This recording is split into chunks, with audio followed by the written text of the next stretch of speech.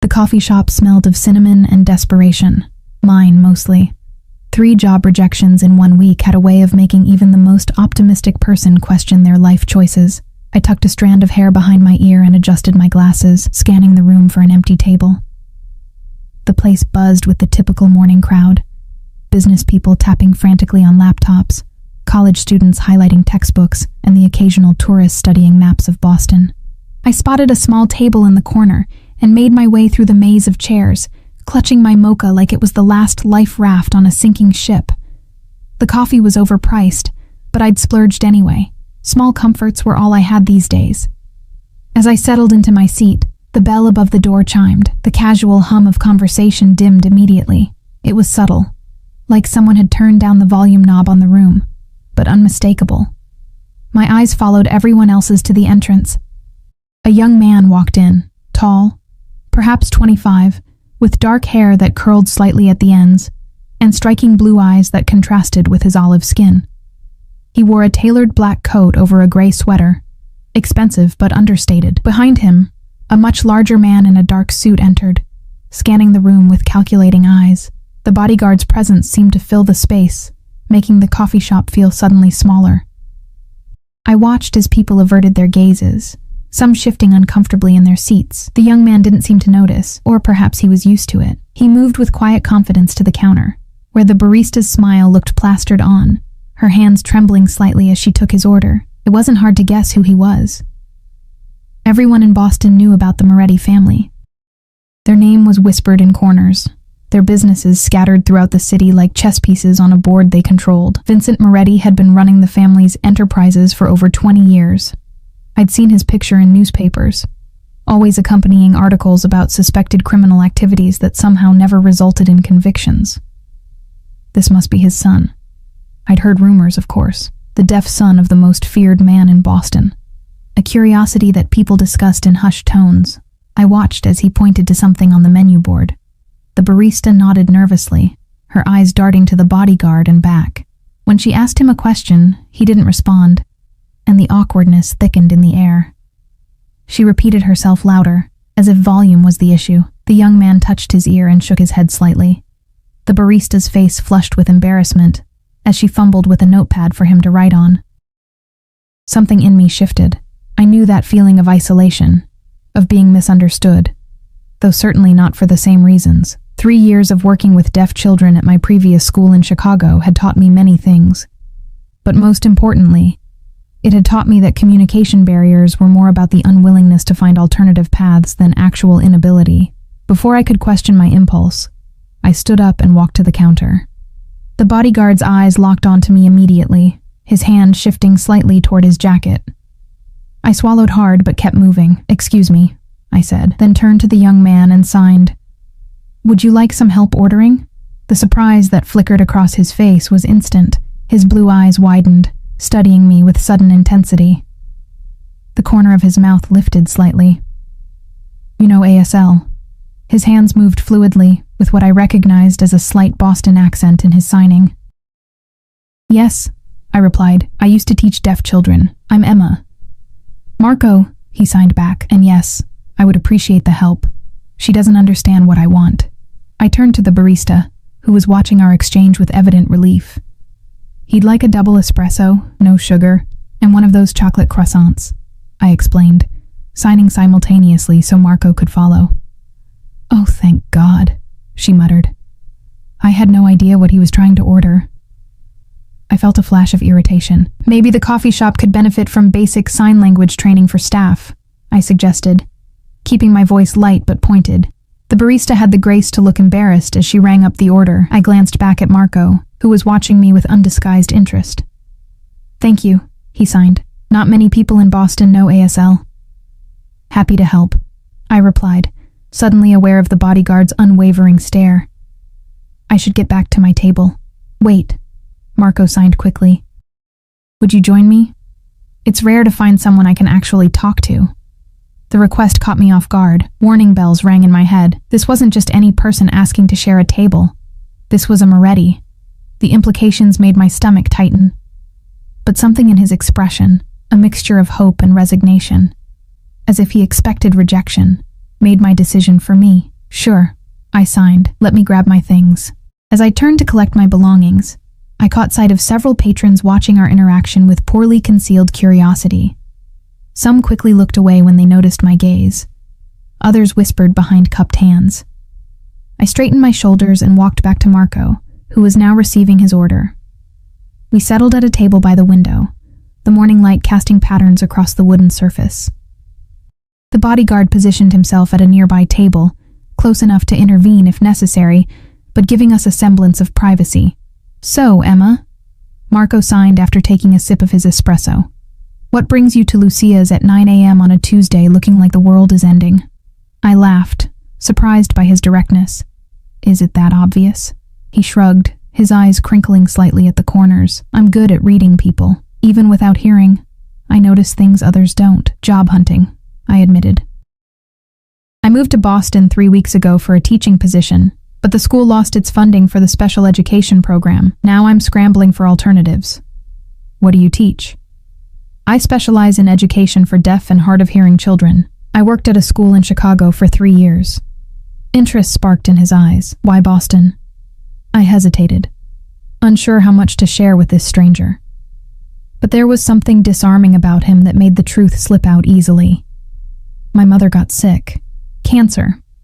She's in treatment here, and I wanted to be close to her." I left out the part about the bitter divorce that had left her alone, about the mounting medical bills, about the nights I spent worrying if I'd made a massive mistake moving here. Marco nodded, his expression softening. "I'm sorry. Family is everything." The way he said it, with such conviction, reminded me who I was talking to. To the Morettis, family truly was everything. From what the newspapers reported, their loyalty to each other was legendary, as was their vengeance against those who betrayed them. "What about you?" I asked, eager to shift the conversation. "What do you do?" A shadow crossed his face. "I work for my father." He didn't elaborate, and I didn't push. The implications hung between us like an invisible curtain. "How did you become fluent in ASL?" he asked instead. "My cousin was born deaf. We grew up together, and I learned alongside her. It felt natural to pursue it professionally." I took a sip of my cooling mocha. "When did you lose your hearing?" "I was born with partial hearing," he explained, his signs measured and precise. "A fever when I was 4 took the rest. My father hired the best teachers, but..." He glanced around the coffee shop. "Most people don't bother to learn how to communicate with me. They talk to Anthony instead." He nodded toward the bodyguard. The sadness underlying his matter-of-fact statement tugged at something in my chest. I recognized the isolation he described, though I imagined it was compounded by who his family was. People already feared the Morettis. The communication barrier gave them another reason to keep their distance. "Their loss," I signed, then immediately felt foolish for the platitude. But Marco smiled, a genuine smile that transformed his face, making him look younger and more approachable. "You're different." The intensity of his gaze made heat rise to my cheeks. I looked down at my coffee, suddenly aware of the dangerous territory I was entering. This casual conversation felt significant in ways I couldn't quite articulate. The bodyguard, Anthony, shifted in his seat, checking his watch. He made a subtle gesture to Marco, who nodded.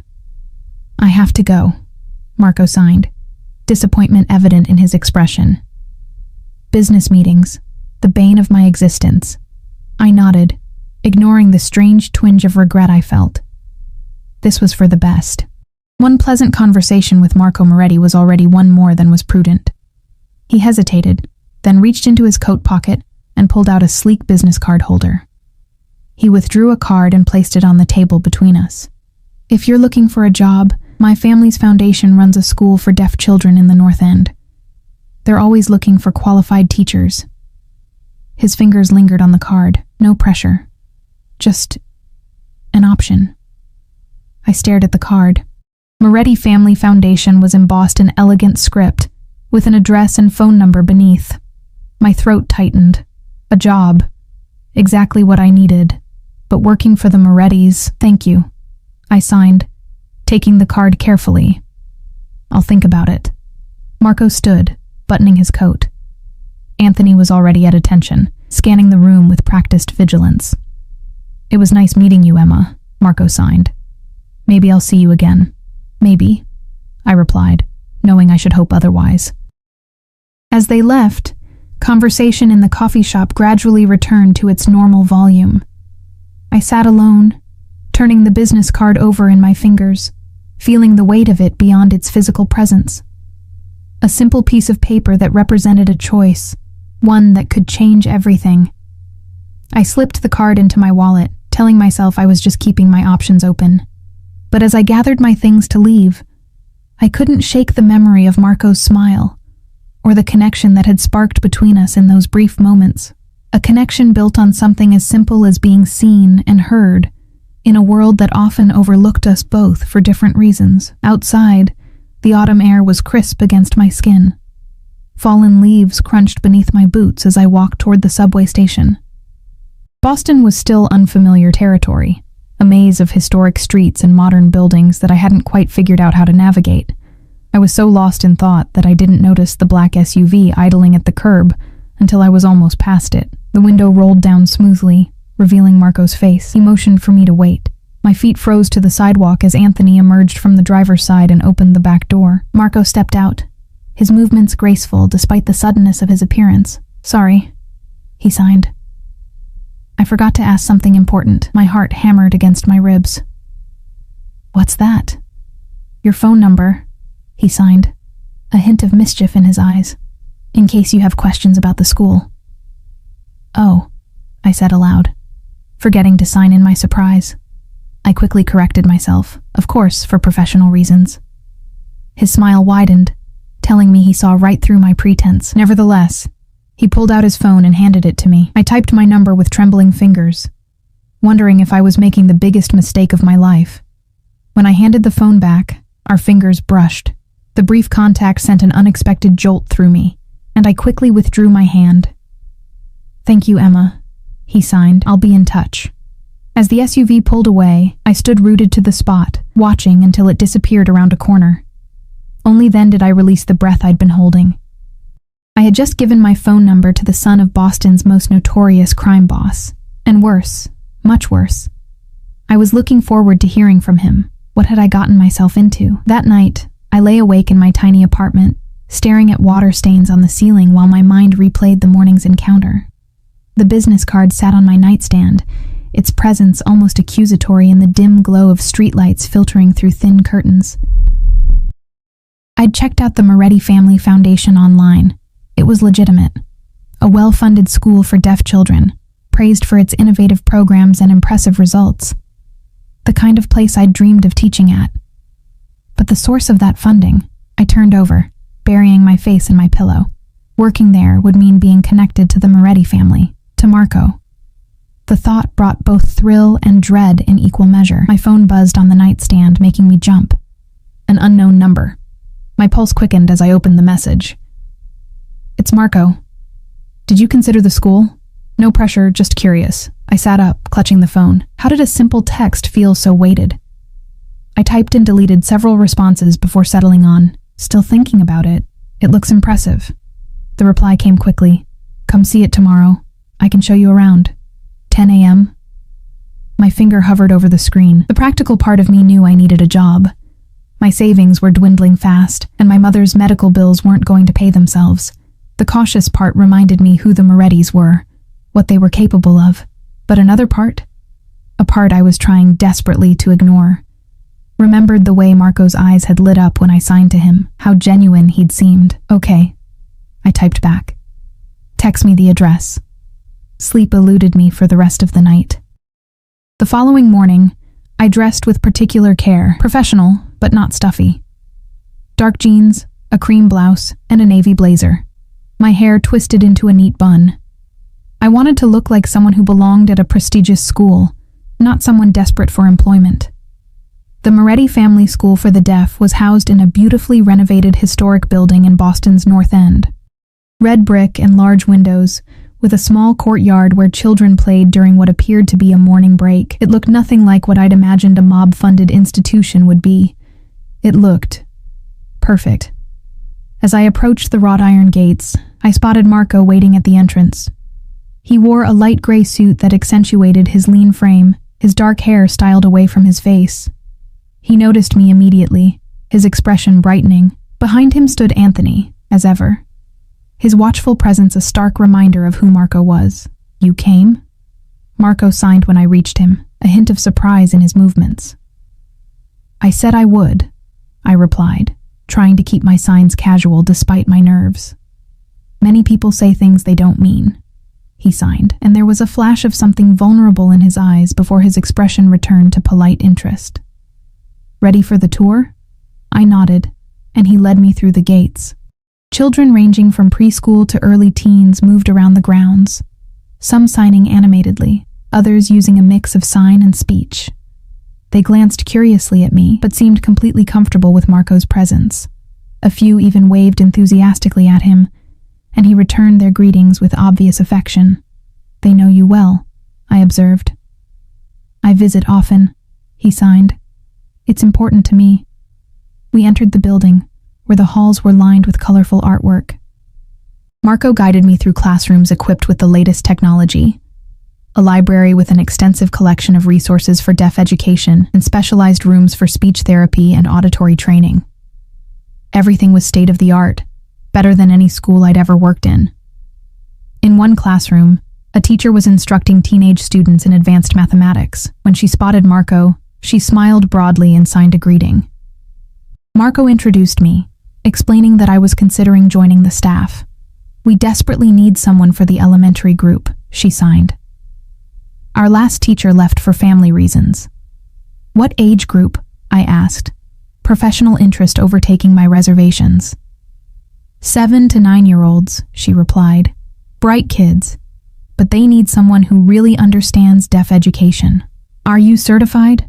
"Yes, with a specialization in literacy development for deaf children," I signed, unable to keep the pride from my movements. Her eyes lit up. "Perfect. When can you start?" Marco laughed silently, his shoulders shaking.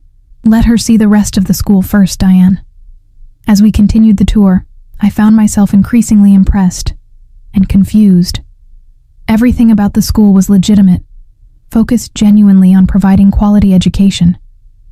The teachers were passionate, the facilities exceptional. It was difficult to reconcile with what I knew about the family behind it. We ended in a small garden at the back of the building, a peaceful space with benches and flowering plants. Anthony positioned himself near the door, giving us the illusion of privacy. "What do you think?" Marco asked, studying my face. "It's amazing," I admitted. "Better than anywhere I've taught before." He smiled, satisfaction evident in his expression. "The position is yours if you want it." I hesitated, the question burning inside me until I couldn't contain it any longer. "Why does your family run this school?" His expression sobered. "My father started it after I lost my hearing. He wanted a place where deaf children could get the education they deserved without the barriers I faced." His hands moved with careful precision. "Not everything my family does is what you read in newspapers." I knew I should leave it there, accept the explanation and make my decision. But something pushed me further. "But the money that funds it," Marco's jaw tightened, a flash of hardness crossing his features, "comes from various Moretti businesses, all legitimate on paper." He studied me. "Does that bother you?" "It should. It absolutely should." Yet standing there, seeing what that money had created, a haven for children who might otherwise be overlooked, made everything less clear-cut. "I need to think about it," I signed honestly. He nodded, respecting my hesitation. "Of course. The school director's number is on the card I gave you. Call her when you decide." We walked back toward the entrance in silence. Children were returning to their classrooms, their animated signing creating a visual symphony around us. One little girl with pigtails ran up to Marco, tugging on his suit jacket. He crouched down immediately, his face softening as he signed with her. Their interaction was so natural, so genuine, that it made my chest ache. At the gate, Marco turned to me. "Whatever you decide about the job, would you have dinner with me tonight?" The invitation caught me off guard. "Dinner?" "Just dinner," he clarified. "I enjoy talking with you." His signs carried a sincerity that was difficult to doubt. Every rational thought in my head screamed caution. Getting involved with Marco Moretti on any level beyond professional was dangerous territory. Yet I found myself nodding, Just dinner, I agreed. His smile was worth the risk, or at least that's what I told myself. I'll pick you up at 7. It wasn't until I was halfway home that I realized I never gave him my address. But of course, the son of Vincent Moretti wouldn't need to ask for such information. The thought should have terrified me more than it did. My mother called as I was getting ready that evening, her voice weaker than it had been the previous week. The treatments were taking their toll. I didn't mention Marco or the school, focusing instead on assuring her I was settling in well and had promising job prospects. Her concern for me, even through her own suffering, made guilt twist in my stomach. What would she think of me having dinner with a Moretti? At precisely 7, my buzzer rang. I took a deep breath, smoothed down my simple black dress, and pressed the intercom. "It's Marco," came Anthony's voice. I buzzed them in, heart racing. When I opened my apartment door, Marco stood there in a tailored navy suit, his presence somehow filling my shabby hallway with unexpected elegance. He took me in with an appreciative gaze that made heat rise to my cheeks. "You look beautiful," he signed. "Thank you," I replied, suddenly self-conscious of my modest dress and the small apartment visible behind me. "You look nice too." His smile was warm as he offered his arm. I took it, hyper-aware of the firm muscle beneath the expensive fabric, and of Anthony following 2 steps behind as we descended to the street. A sleek black car waited at the curb. Anthony opened the door, and Marco gestured for me to enter first. The interior was luxurious, soft leather seats and the subtle scent of cedar. "Where are we going?" I asked as Marco settled beside me. "A place where we can talk comfortably," he signed. "Do you trust me?" The question hung between us, weighted with implications beyond our dinner destination. I should have said no. Should have acknowledged that trusting a Moretti after knowing him for just over a day was the height of foolishness. Instead, I found myself nodding. The restaurant wasn't what I expected. Not some flashy, high-end establishment where Marco's family name would command immediate attention. Instead, it was a small, elegant place tucked away on a quiet street, with warm lighting and walls lined with books. The maitre d' greeted Marco with familiar respect, leading us to a private table in a corner partially screened by bookshelves. What surprised me most was when the man signed a greeting to Marco, his movements fluid and natural. "We're regulars," Marco explained, noting my expression.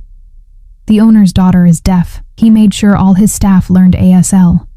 Once seated with Anthony at a discreet distance, Marco handed me a menu.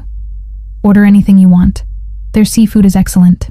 The prices made me wince internally, but I chose a simple pasta dish while Marco selected something in rapid signing with the waiter. Wine appeared, deep red, and undoubtedly expensive. "So," Marco signed after we'd been served, "tell me more about Emma Watson, the woman brave enough to approach a Moretti in a coffee shop." I laughed despite myself. Not brave. Just saw someone who needed help communicating. "Most people would have stayed in their seats," he countered. "What brought you from Chicago to Boston, really?" Beyond your mother's illness, his perceptiveness was unsettling. I took a sip of wine, considering how much to share. I needed a fresh start, I admitted. "My fiancé and I broke up 6 months ago. Then my mother got sick. It seemed like the right time to make a change." "I'm sorry about your mother," he signed, his expression genuinely sympathetic. "And the fiancé, his loss." The compliment made me flush. "What about you?" I deflected. "Have you always worked for your father?" A shadow crossed his face. "Since I was 18. It's expected." His signs became more measured, controlled. "My father believes family business stays in the family. Is that what you want?" I asked, bold from the wine and the intimate setting. Marco's eyes met mine, intense and unreadable. What I want has rarely been relevant. The answer sent a chill through me, a reminder of the world he inhabited. Before I could respond, he continued, "But the school is mine, my project, the one thing my father gave me complete control over." Suddenly, his investment in it made sense, why he visited often, why he personally showed me around. It wasn't just family obligation, it was his passion. "It shows," I signed. "The school is amazing." His expression lightened. "So you'll take the job?" I hesitated, twirling pasta around my fork. If I do, it would be for the children, for the work. Not because of me? He finished when my signs faltered. I nodded, feeling heat rise to my cheeks again. Understood, he signed, but there was a hint of amusement in his expression. Though I won't pretend I wouldn't enjoy seeing you there. The rest of dinner passed in surprisingly comfortable conversation. Marco was well-read, with opinions on everything from politics to film. He asked thoughtful questions about deaf education and listened intently to my answers. By dessert, I'd almost forgotten who he was, almost. Reality crashed back when a man approached our table, his manner deferential but urgent. He bent to whisper something to Anthony, who immediately came to Marco's side. The bodyguard signed discreetly, his movements shielded from my view. Marco's expression hardened, the warmth I'd grown accustomed to throughout dinner replaced by something cold and distant. He nodded once, then turned back to me. "I'm sorry," he signed. "There's a situation I need to handle. Anthony will take you home." The abrupt shift left me reeling. "Is everything okay?" "Family business," he signed tersely. Then, seeing my expression, he softened slightly. "Nothing for you to worry about. I had a wonderful evening, Emma." He stood, buttoning his suit jacket with practiced ease. The transformation was complete. Gone was the engaging dinner companion, replaced by someone who wore authority like a second skin.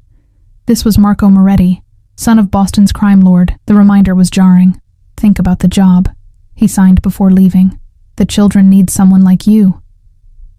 I watched him walk away, straight-backed and purposeful. Anthony remained, gesturing toward the exit with a respectful nod. The bill, I noticed, had already been settled. The car ride back to my apartment was silent.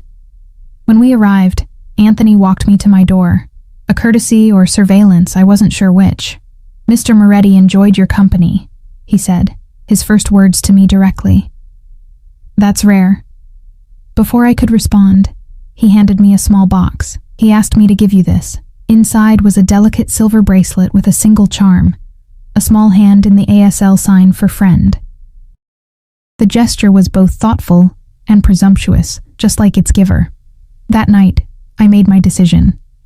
I called the school director the next morning and accepted the position, telling myself it was for the opportunity, for the children who needed me, not for the man whose blue eyes and fluid signs had somehow slipped past my defenses in less than 48 hours.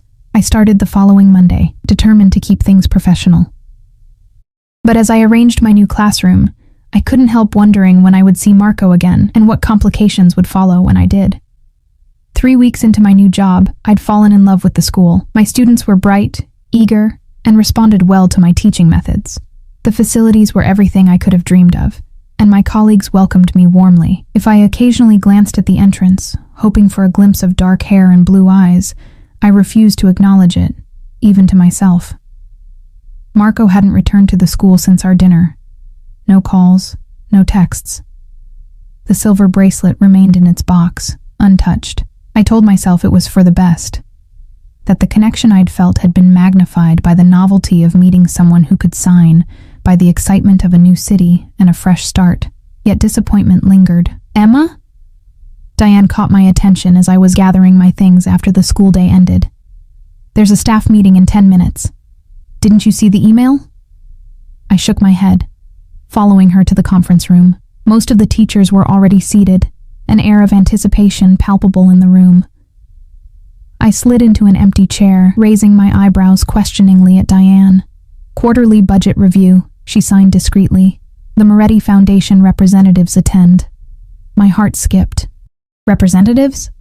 Before she could answer, the door opened. Marco entered, followed by an older man I didn't recognize, and of course, Anthony. Marco wore a charcoal suit, his expression serious as he surveyed the room. When his eyes found mine, something flickered across his features. Surprise, then pleasure, quickly masked by professional detachment. The school director, Patricia, began the meeting, reviewing the past quarter's achievements and challenges.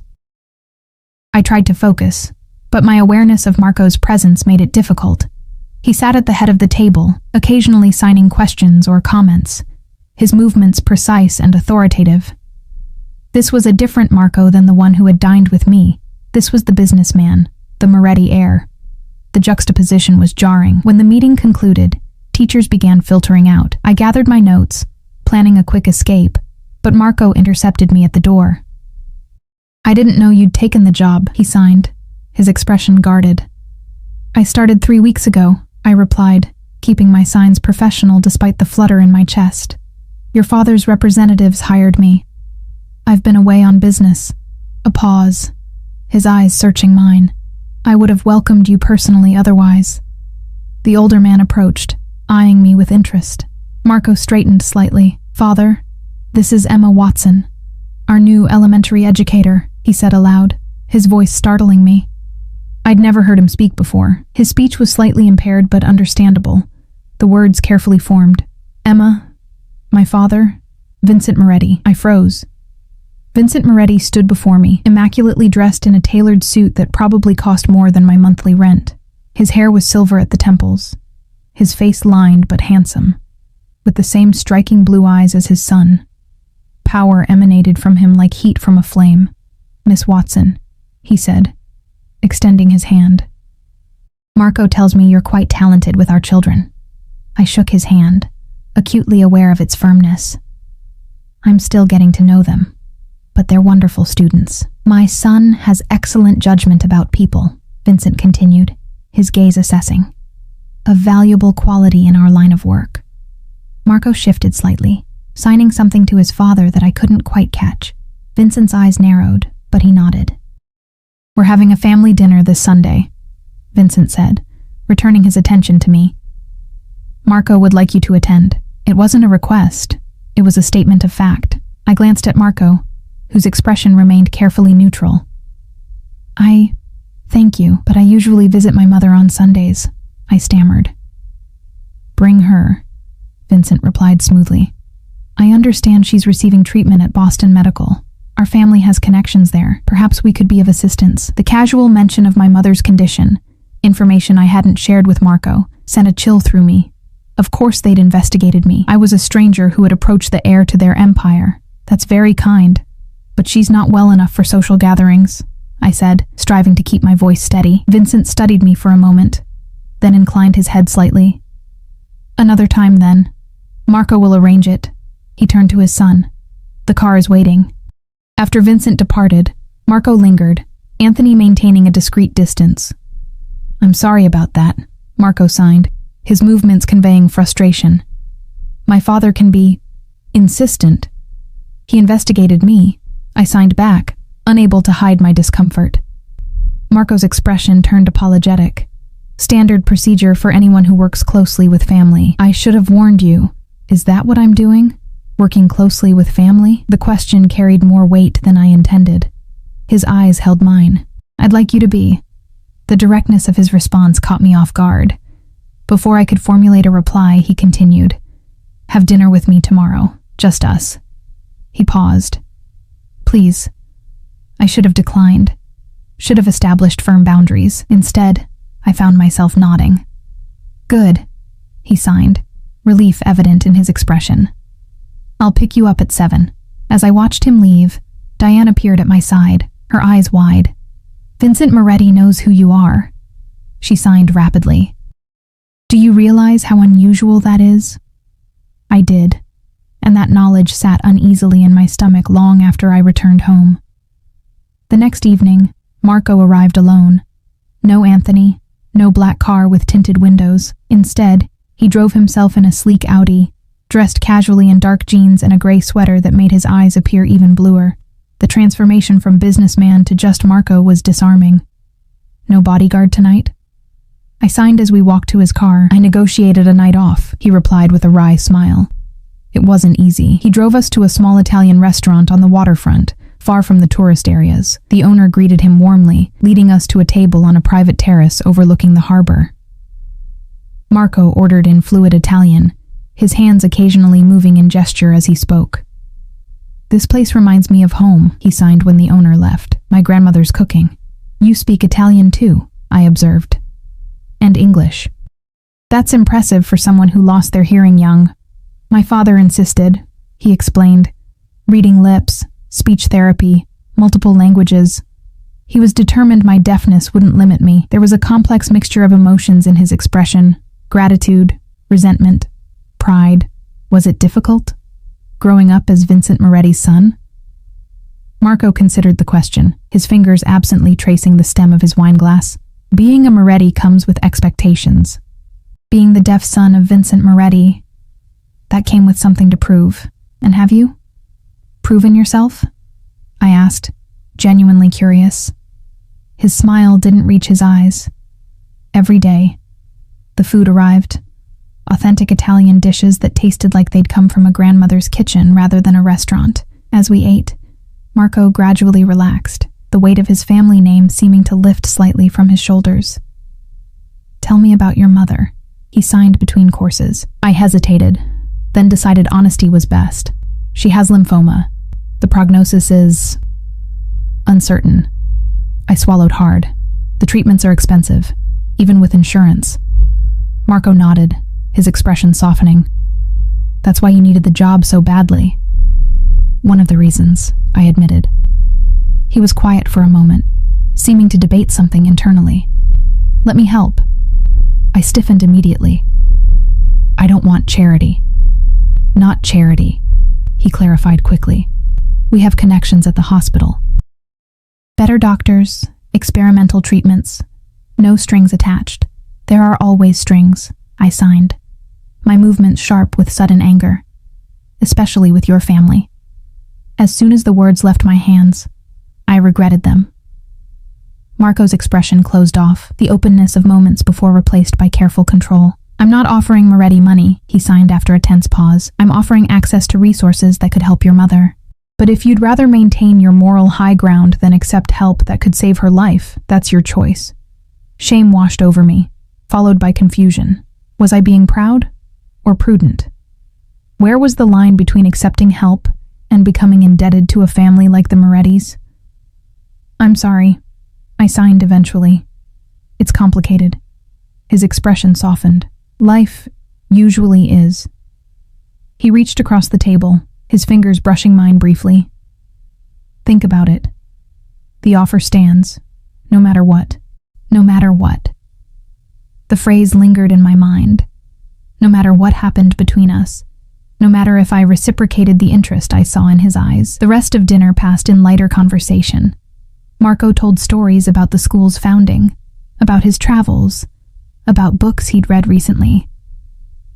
I found myself laughing, relaxing into his company despite all my reservations. When he suggested a walk along the harbor afterward, I agreed readily.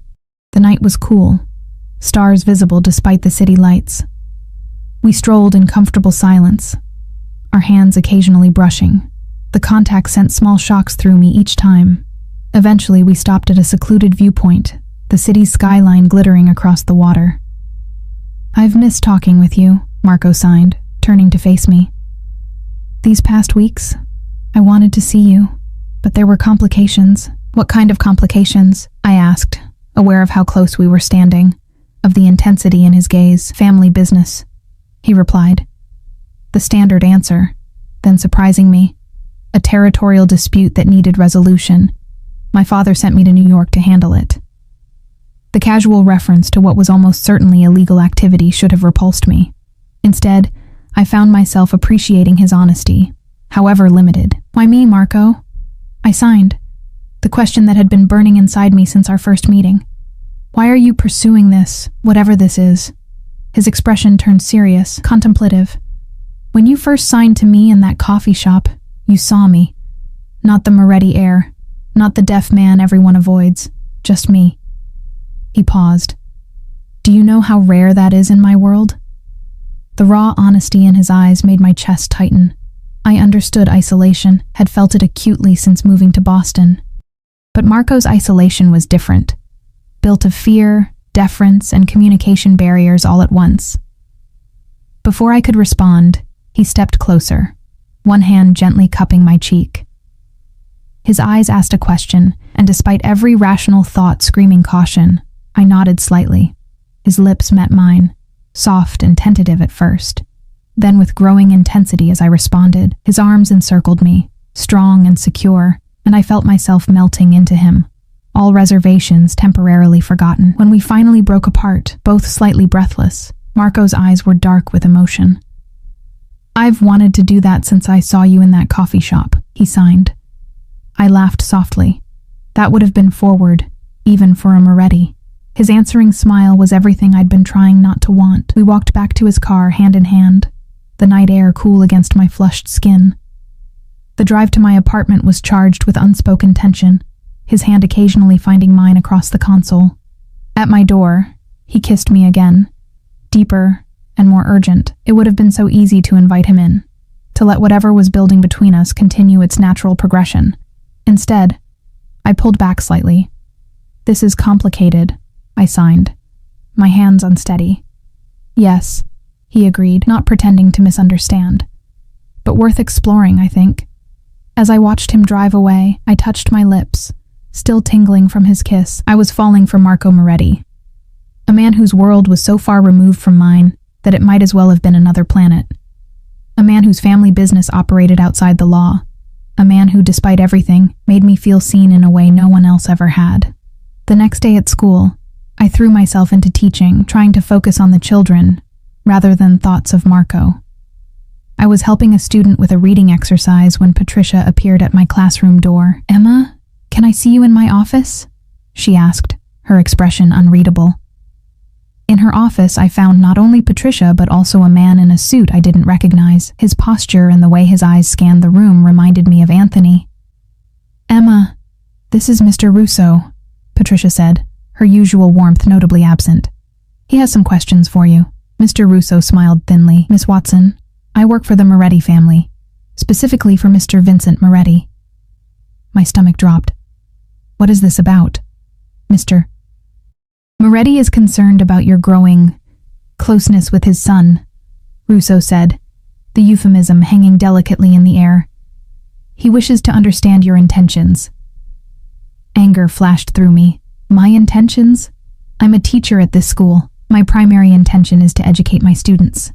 "And your relationship with Marco Moretti?" "That's personal," I replied, my voice steadier than I felt. Russo's expression remained impassive. "Nothing involving the Moretti family is purely personal, Miss Watson. Surely you understand that." The implied threat chilled me. Patricia looked uncomfortable but remained silent. "What exactly does Mr. Moretti want from me?" I asked finally. "Clarity," Russo replied. "Are you with his son because of who he is? Because of what he can provide? Or perhaps because someone else is paying you to get close to him?" The accusation hit like a physical blow. "That's absurd." "Is it?" A teacher from Chicago suddenly appears, approaches the Moretti heir, gains employment at his school, and becomes intimately involved with him in a matter of weeks. Russo shrugged. "You must admit, it raises questions." Before I could respond, the door opened. Marco stood there, his expression thunderous. Behind him, Anthony looked apologetic. "What is this?" Marco demanded, his voice rough with anger. He signed simultaneously, movements sharp and aggressive. Russo straightened. "Mr. Moretti, I was just having a conversation with Miss Watson about—" "I know what you were doing," Marco interrupted. "My father's orders, I assume? He's concerned," Russo replied carefully. Marco's laugh was harsh, without humor. "Leave. Now." The command was unmistakable. Russo hesitated only briefly before nodding and exiting, closing the door behind him. Marco turned to Patricia. "Give us a moment," he signed. She complied quickly, leaving us alone. "I'm sorry." Marco signed once we were alone, his anger giving way to regret. "My father. He's protective, suspicious. He thinks I'm what? A spy? A gold digger?" My signs were jerky with indignation. "He doesn't trust easily," Marco replied, "especially when it comes to me. So he sends someone to interrogate me at my workplace?" I couldn't keep the hurt from my expression. "Is this what being involved with you means? Constant surveillance, questioning, suspicion?" Marco's face fell. "I never wanted this for you." He moved closer, his signs gentler. "I'll speak to my father. Make him understand." But I was already shaking my head. "This is your world, isn't it? Not just fancy dinners and private school funding. Intimidation, control, fear. Emma, please." His eyes were pained. What happened today? It's not all of who we are, not who I am. I wanted to believe him. Part of me did. But standing in that office, having just been interrogated like a criminal, reality came crashing down. Whatever was growing between us existed in a bubble, one that had just burst violently. I need time to think, I signed. This is too much, too fast. Marco nodded slowly, resignation settling over his features. I understand. He reached for my hand, and I let him take it. But don't let my father's paranoia make your decision for you. After he left, I sank into a chair, my emotions in turmoil. I cared for Marco, more than I should after such a short time. But was I prepared for what being with him would mean? The scrutiny, the danger, the moral compromises? And what about my students? I loved teaching at the school, making a difference in their lives. Could I walk away from that? Should I? As I returned to my classroom, these questions swirled in my mind without clear answers. One thing was certain. My simple fresh start in Boston had become anything but simple. That evening, a package arrived at my apartment. A sleek laptop with a note, "For your mother to video call you during treatments. No strings." It wasn't signed, but it didn't need to be. The gesture was classic Marco, thoughtful, addressing a need I'd mentioned only in passing, while respecting my boundaries by not attempting to pay for the medical treatments directly. I ran my fingers over the smooth surface, torn between gratitude and unease.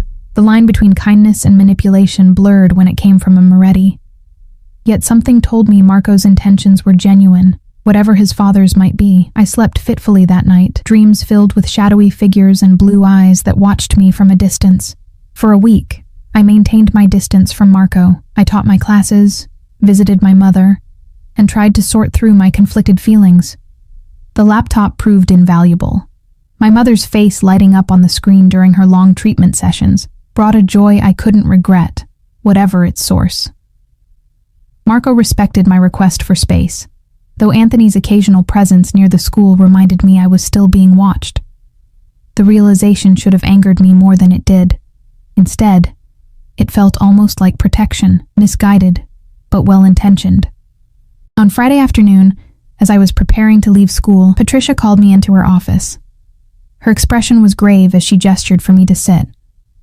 "Emma, I've received some concerning information," she began. "Your background check shows inconsistencies." I stiffened. What inconsistencies? She slid a folder across her desk. Inside was a detailed report of my employment history, including a 6-month gap I'd claimed was spent substitute teaching. "This says you were unemployed during that period," Patricia said gently. "We need complete honesty from our teachers, Emma." My throat tightened. The gap was real. Months spent caring for my cousin after a car accident, too personal to share in a job interview. But I'd fabricated the substitute work to avoid awkward questions. "I can explain," I started, but Patricia raised a hand. "I don't think you understand. This report wasn't generated by our HR department." She lowered her voice. "It came from Vincent Moretti's office." Ice formed in my stomach. "What?" "He's building a case against you," she said, her eyes sympathetic. "Looking for reasons to remove you from the school and from his son's life. Can he do that?" I whispered. Patricia's laugh was humorless. "The Morettis own this school, Emma. They can do whatever they want." I left her office in a daze, anger and fear warring within me. Outside, rain poured from a leaden sky, matching my mood perfectly. I'd forgotten my umbrella, so I huddled under the entrance overhang, debating whether to wait or make a run for the subway. A sleek black car pulled up to the curb. The window rolled down, revealing Marco's face. He looked tired, shadows under his eyes that hadn't been there before. "Need a ride?" He signed through the open window. Pride told me to refuse, to maintain the distance I'd established. But the rain was coming down harder now, and the hurt and confusion of the past week had left me exhausted. I nodded, hurrying to the car. Inside, the warmth and Marco's familiar scent, sandalwood and something uniquely him, enveloped me. Anthony drove silently as we pulled away from the curb. "Your father is investigating me," I signed without preamble, "trying to get me fired." Marco's jaw tightened. "I know. I've been fighting him on it all week." Why?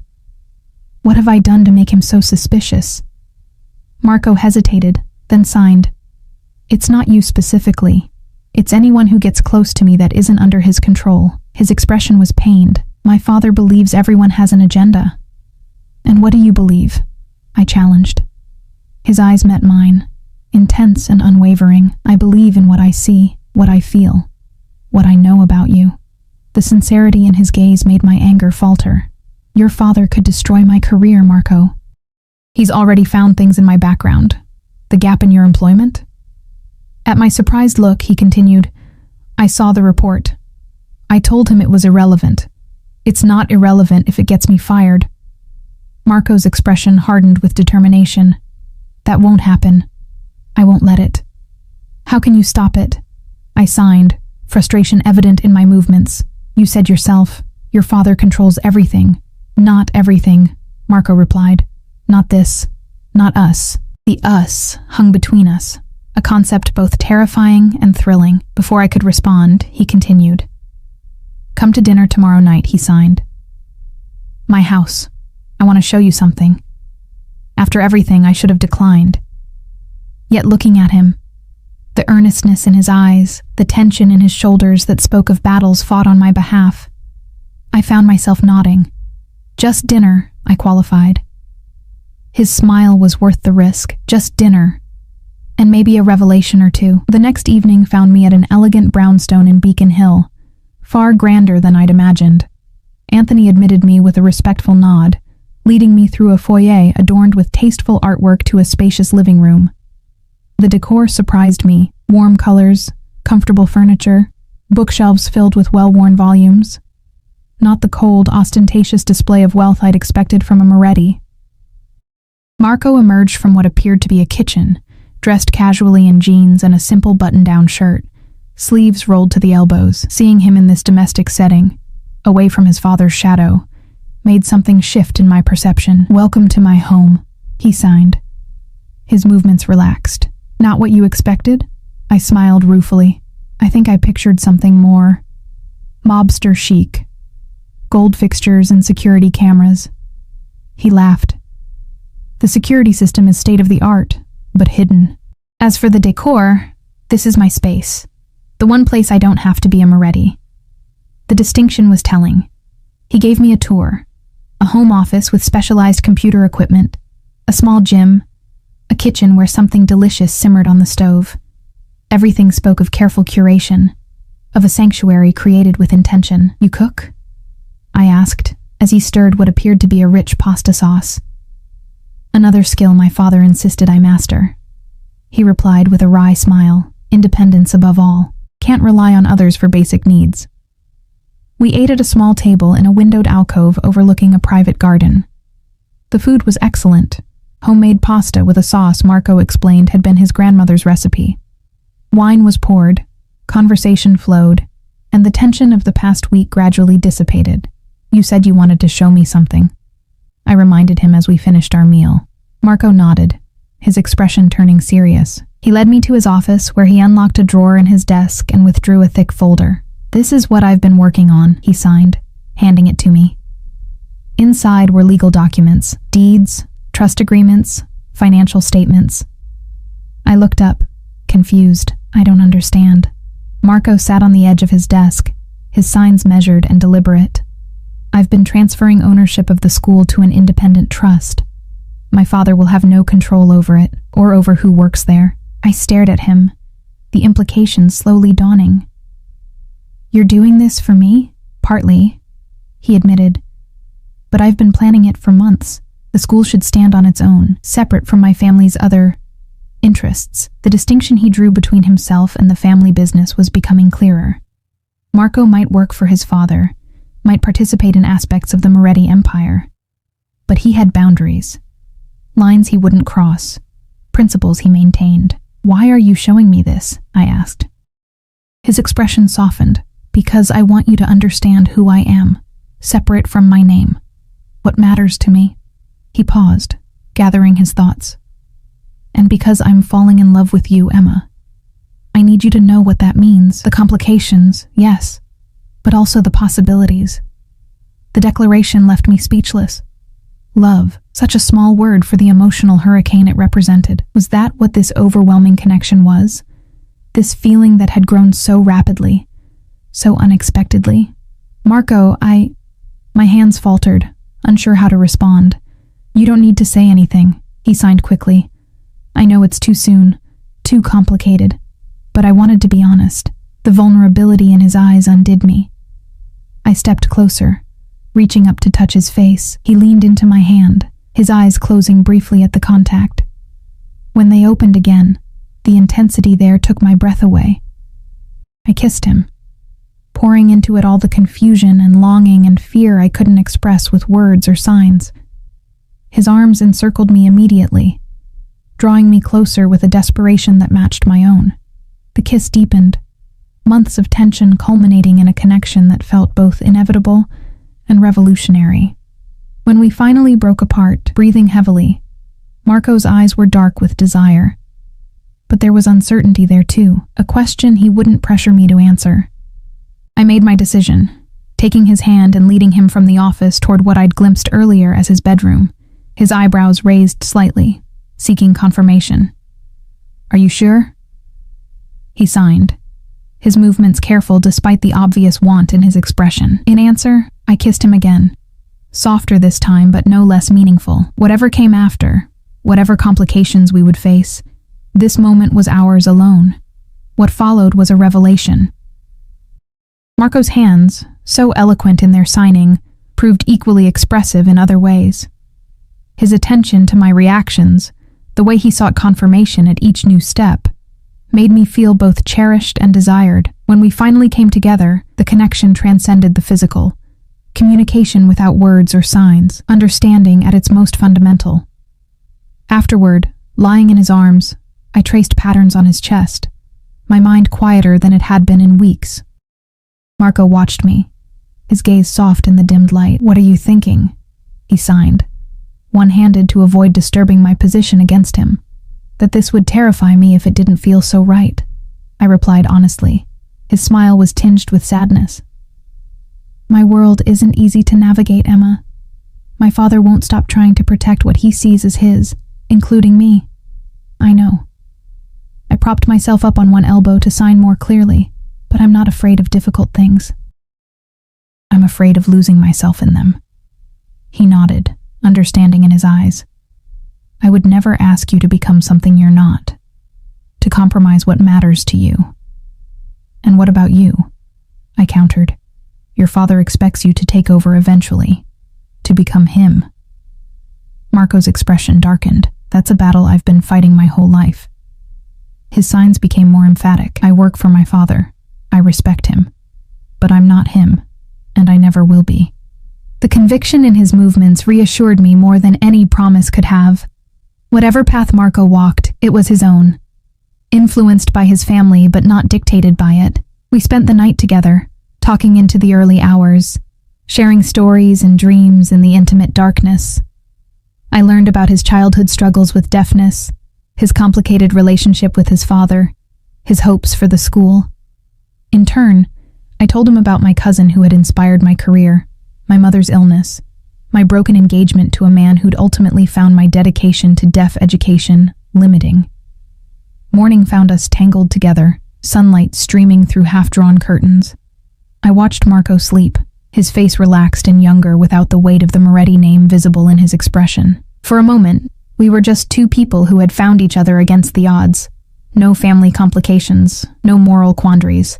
The illusion shattered with the vibration of Marco's phone on the nightstand. He stirred, reaching for it with practiced habit. Whatever he read caused him to sit up abruptly, fully awake. What's wrong? I signed, alarmed by his sudden tension. My father, he signed back, already rising from the bed. Emergency meeting at the house, I have to go. I nodded, trying to hide my disappointment as he dressed quickly. He paused, sitting on the edge of the bed to take my hand. Last night meant everything to me, he signed, his expression earnest.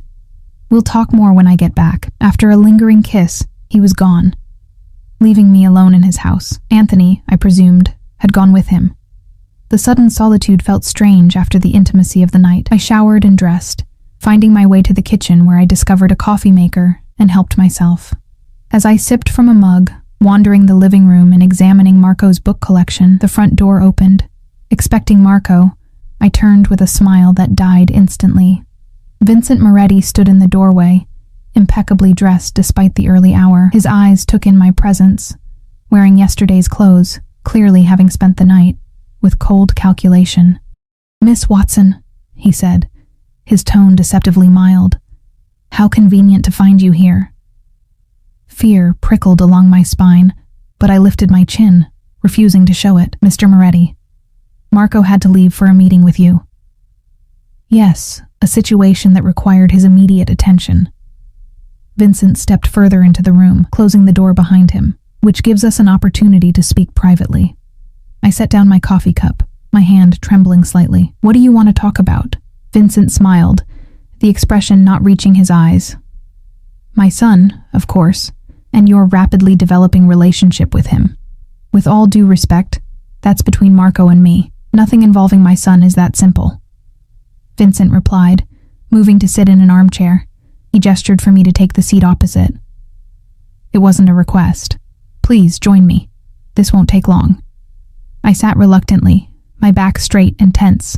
Vincent studied me for a moment, his gaze unsettlingly similar to Marco's but lacking the warmth. "Do you know why I created that school, Miss Watson?" The question caught me off guard. "For Marco. After he lost his hearing." Vincent nodded.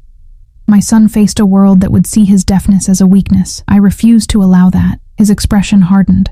"Everything I've built, everything I've done, has been to protect my family, to ensure Marco would never be vulnerable." "He's not vulnerable," I countered. "He's one of the strongest people I've ever met. Yes, because I made him that way." Vincent leaned forward slightly, "But he has one persistent weakness. His heart. His desire to see the good in people." I bristled at the implication. "And you think I'm exploiting that? I think my son is infatuated with a woman who appeared suddenly in his life, who happens to speak his language, who needed a job that we conveniently provided." Vincent's voice remained calm, which somehow made it more threatening.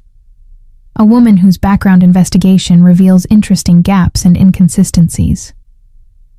"You mean the 6 months I spent caring for my cousin after her accident?"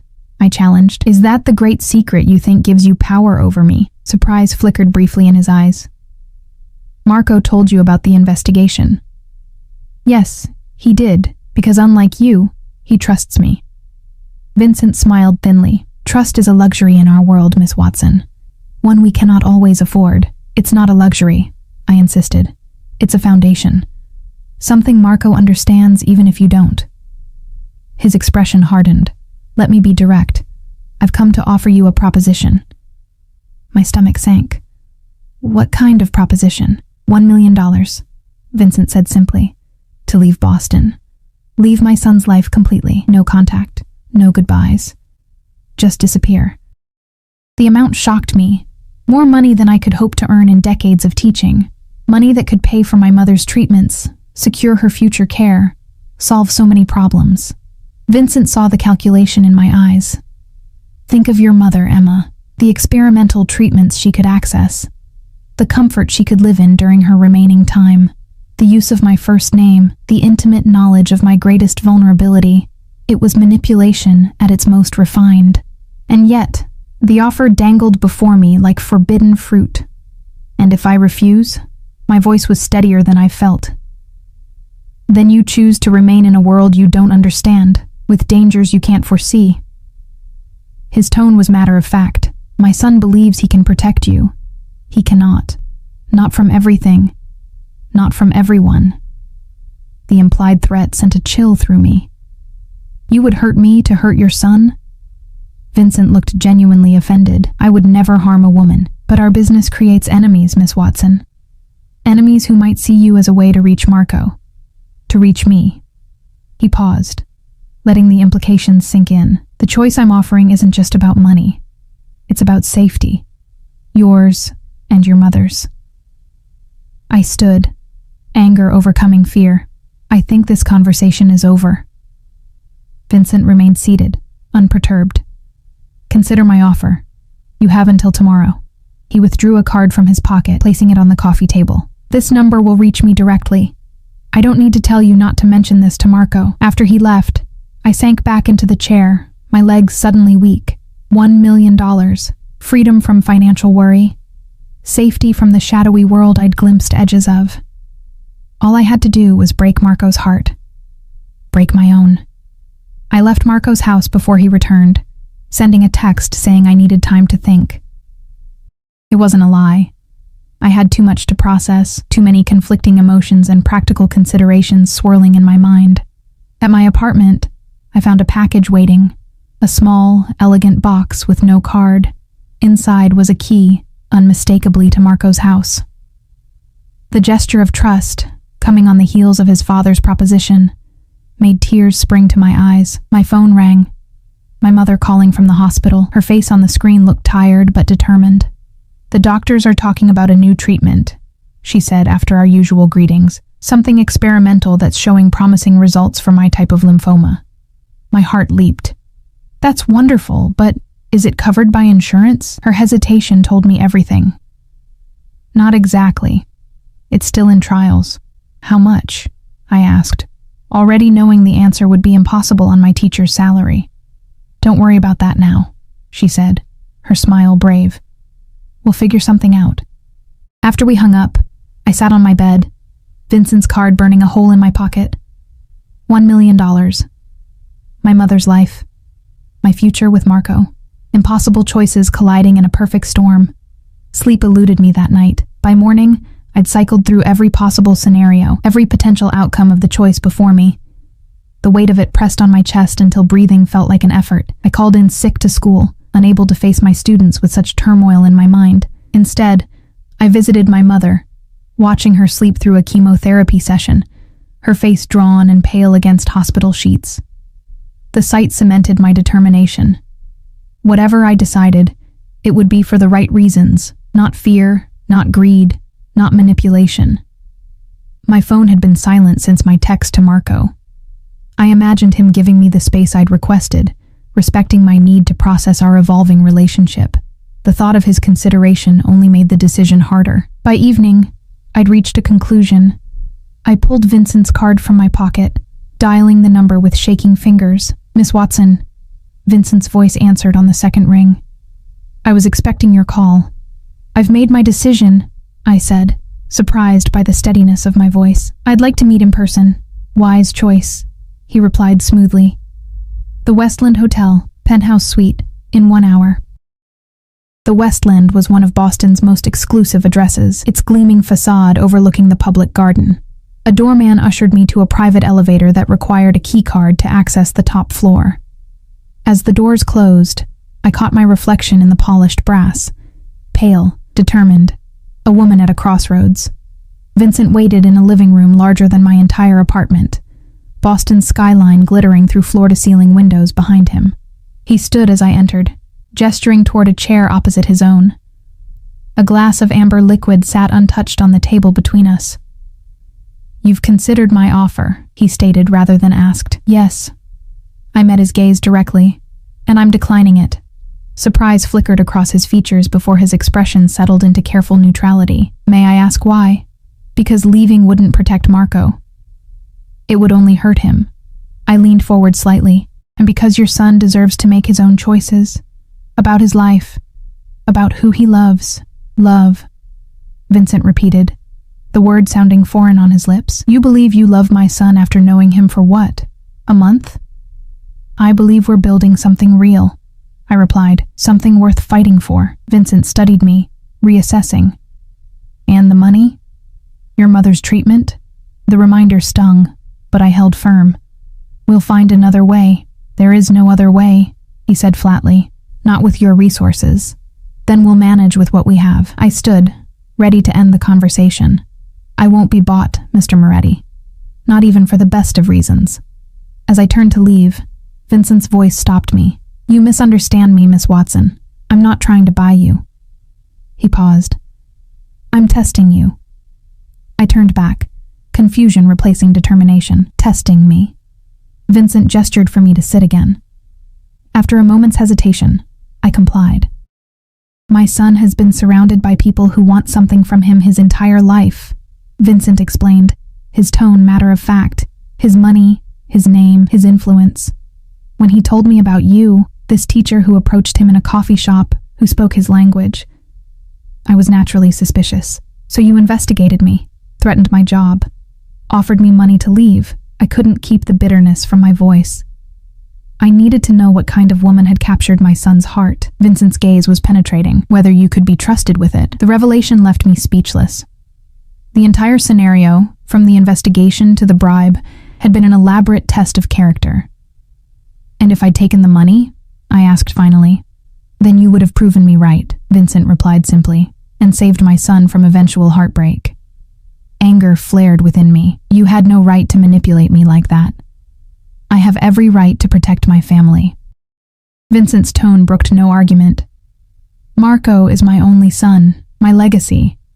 His happiness is paramount to me. And what about his agency, his right to choose his own path? A shadow crossed Vincent's face. Marco lives in a world of constraints, Miss Watson. Some chosen, others imposed. I cannot change that reality, but you shape it, I countered. You determine many of those constraints. Vincent inclined his head, acknowledging the point. Perhaps, but others exist beyond even my control. He reached for his untouched drink, taking a measured sip. Marco tells me you make him happy, that you see him, not the Moretti heir, not the deaf son, just him. I nodded, uncertain where the conversation was heading. Do you understand what it means to be with him? Truly understand? Vincent's eyes held mine, the scrutiny, the danger, the compromises. I'm beginning to, I replied honestly. Vincent set down his glass with deliberate care. The position at the school is yours for as long as you want it. The trust Marco is establishing will ensure that. The sudden shift caught me off guard. What about your concerns, your suspicions? Still present, he admitted, but outweighed perhaps by my son's judgment. And by your actions today. He paused. The offer of assistance for your mother stands as well, not as a bribe, but as a gesture of good faith. I hesitated, pride warring with practicality. I can't accept. It's not charity, Vincent interrupted. Consider it an advance on your future with this family, an investment in your mother's health that benefits us all. The careful wording, acknowledging a future with this family, while providing a way for me to accept help without feeling bought, revealed a shrewd mind accustomed to negotiation. But beneath the calculation, I sensed something else, a father's genuine concern for his son's happiness. I'll need to discuss it with Marco, I said finally. Any decisions about my mother's treatment should include him. Vincent nodded, apparently satisfied. Fair enough. He stood, signaling the end of our meeting. One last thing, Miss Watson. My son believes he can separate himself from what our family is, from what we do. He cannot. Not completely. That reality will touch your life too, should you choose to share his. I understand, I replied, meeting his gaze steadily. But Marco is worth it. Something like approval flickered in Vincent's eyes. Then we understand each other. As I left the hotel, the night air cool against my flushed face, I felt as though I'd passed through some kind of crucible. The test hadn't ended with rejecting the money. It had extended to this final conversation, this acknowledgement of what being with Marco truly meant. My phone buzzed with an incoming text from Marco. Can I see you? I need to know you're okay. Instead of responding, I hailed a cab and gave the driver Marco's address. 20 minutes later, I stood at his door, key in hand, but hesitant to use it. I knocked instead. Marco opened the door almost immediately, relief washing over his features at the sight of me. He wore casual clothes, his hair slightly disheveled as if he'd been running his hands through it repeatedly. I was worried. He signed. You disappeared, then called in sick to school. I needed time. I signed back. To think. To decide. His expression grew guarded. Decide what? I took a deep breath. Whether I'm brave enough for this. For us. Hope flickered in his eyes. And? I just met with your father. I signed, watching his expression shift to alarm. He offered me $1 million to leave Austin. To leave you. Marco's face darkened with anger. He had no right. I placed a hand on his chest, stopping him. Let me finish. I said no. The anger in his expression gave way to surprise, then understanding. Yes. He tested I couldn't help but smile at his quick comprehension. Apparently I passed. Marco shook his head, a mixture of frustration and resignation in his movement. My father's methods are extreme, but his intentions are usually good, in his own way. He loves you, I agreed, enough to make sure the woman in your life is worthy of you. And are you? Marco signed, his eyes intense. Worthy of what being with me means? I stepped closer, my signs deliberate and clear. I'm not afraid of your world, Marco. I'm not afraid of what loving you might cost me. The only thing I fear is not being brave enough to try. The declaration hung between us, weightier than any I love you could have been. Marco's eyes searched mine, finding whatever confirmation he needed before pulling me into his arms. His kiss was different from those we'd shared before. Not tentative exploration or passionate release, but a promise. A beginning. Later, lying in his bed with my head on his chest, his heartbeat steady beneath my ear, I signed against his skin. Your father offered to help with my mother's treatment. As a gesture of good faith. Marco's body tensed slightly. What did you tell him? That I needed to discuss it with you, I replied, shifting to look up at him. I won't make decisions that affect us both without you. His expression softened. Let me help her, Emma. Not because she's your mother, but because she's family now. My family takes care of its own. The words stirred something deep within me. Belonging. Security, the sense of finally finding home after years of searching. I nodded, unable to sign with the emotion tightening my throat.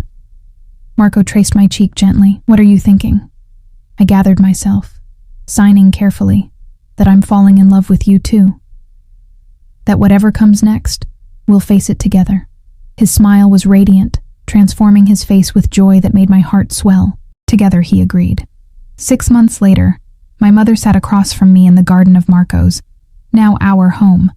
Her color improved, her energy returning as the experimental treatment began to show results. Vincent joined us for dinner, his initial frostiness toward me having gradually thawed to something approaching respect. The school trust was finalized, ensuring its independence from Moretti family business while maintaining the financial support it needed to thrive. My world had expanded in ways I never imagined when I first approached a stranger in a coffee shop. There were still challenges. Whispers when Marco and I appeared at public functions, sideways glances from people who knew his family name, the occasional reminder of the shadier aspects of the Moretti empire that Marco was working to distance himself from. But there were joys, too, profound ones. The satisfaction of watching my students thrive. The deep connection Marco and I continued to build, bridging our different worlds with love and understanding. The sense of family that had formed around us, imperfect, but fiercely loyal.